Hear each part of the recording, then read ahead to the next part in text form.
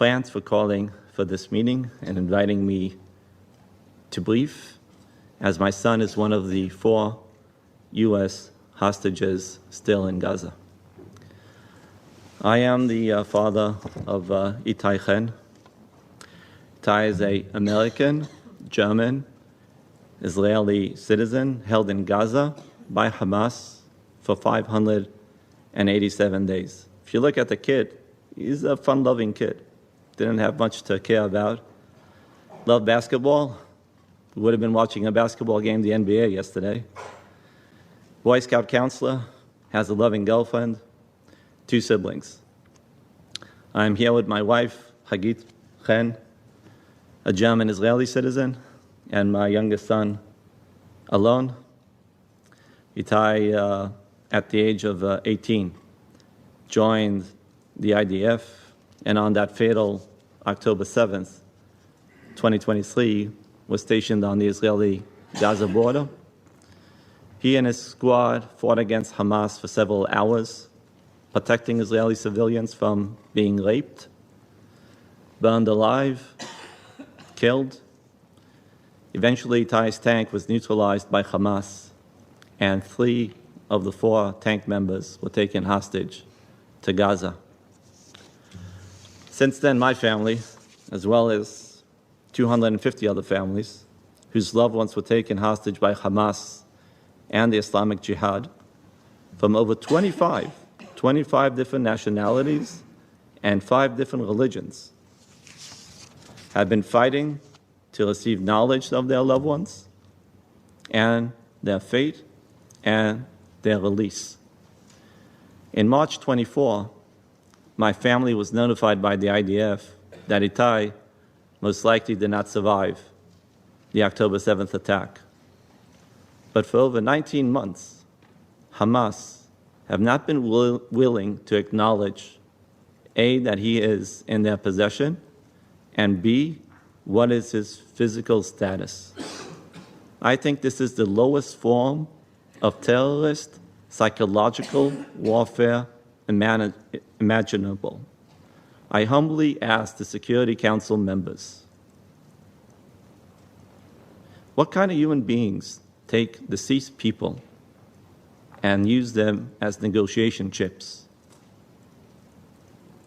Who denies the deceased the last basic human dignity that they deserve? When my family has been subjected to this deliberate withholding of information about our son's faith, the refusal to return him back to us, the silence, that long silence, has been a form of slow, enduring psychological torture. Please look at my son, 14 years old. Where should he be now? Should be at school. But instead he's here with me, fighting for getting his elder sibling back. That's not normal. The UN Special Rapporteur of Torture, Dr. Alice Edwards, has recognized that families of hostages may themselves be victims of torture.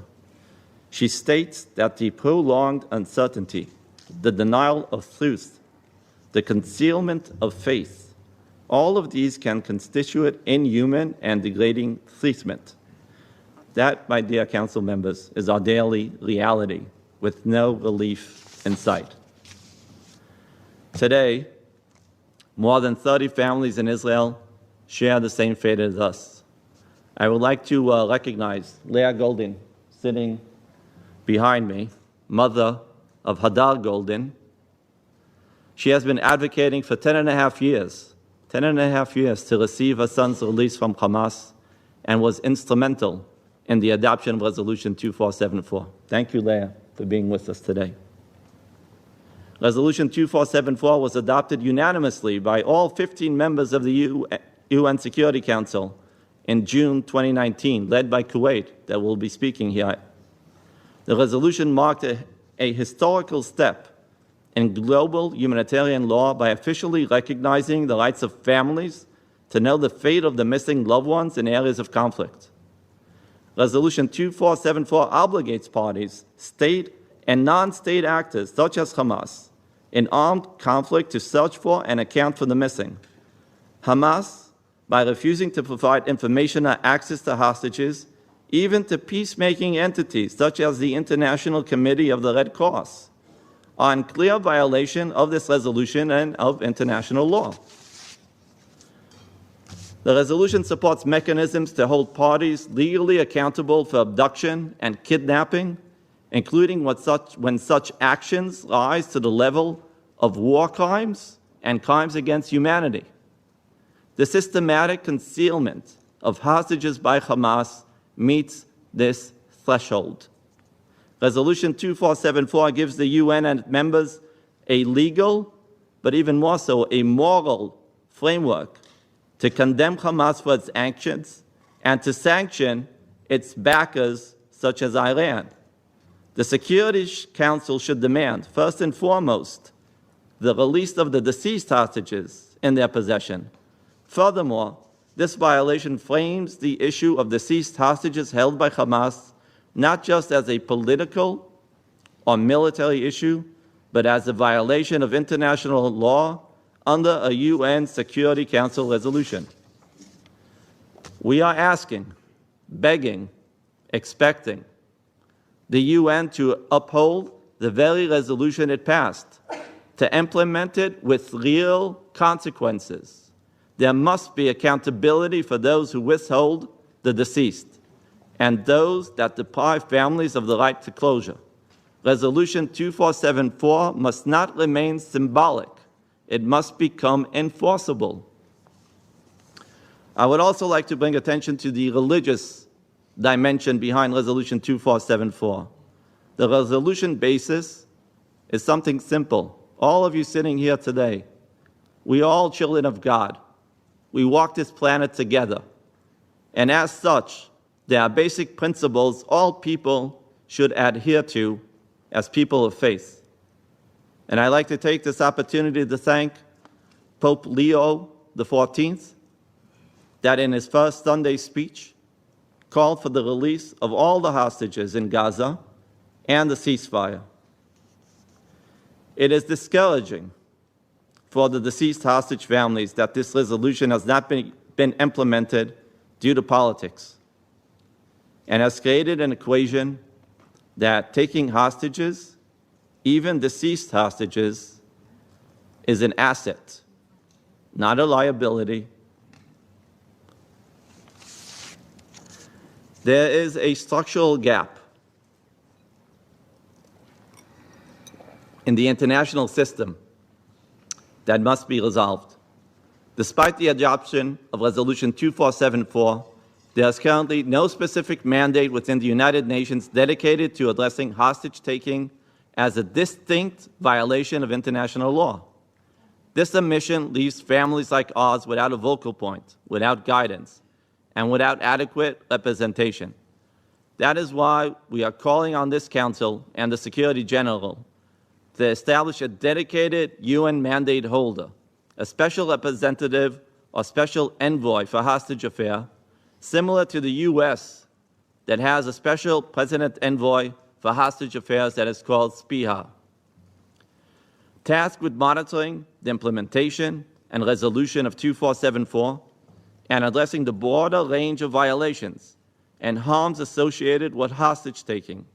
Such a mandate holder would provide institutional leadership, coordinate international responses, and assurance that the commitments this Council has made are translated into real actions, relief and justice for the victims and their families. To summarize, my wife and I come here today as parents, like any other parent on this planet, similar to Orna and Ronen Neutra here in the audience today, whose son Omer, like Itai, a U.S. citizen, is being held by Hamas, like Iris Weinstein, daughter of Judy and Gadi Weinstein, U.S. citizens, also held by Hamas. Due to a lack of a better term, we, the U.S. hostage families and the 54 other families with hostages in Gaza, are collateral damage Yeah, collateral damage is the best thing I got in a conflict that has been going on for decades. We want Itai back, and his physical status, whatever it might be, does not make him any less of a hostage. I ask the Council to reflect on the leadership of President Trump that has demanded, again and again, the release of all hostages in Gaza, the living and the deceased. Since his inauguration, 46 U.S. citizens have been released from captivity worldwide. But his work, like this Security Council, is not done. We ask the Council, in the name of the deceased, whom do not have a voice, to immediately enforce Resolution 2474 with sanctions for those who disobey them.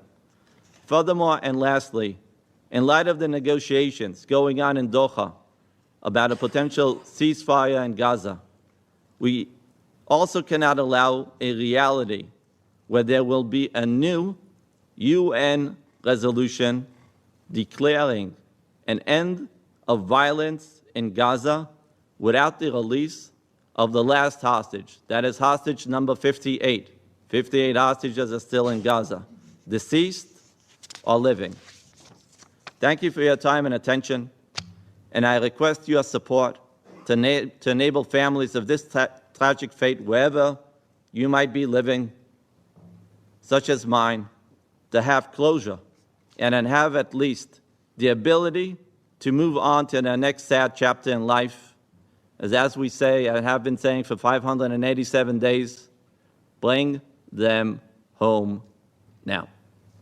Thank you for your attention.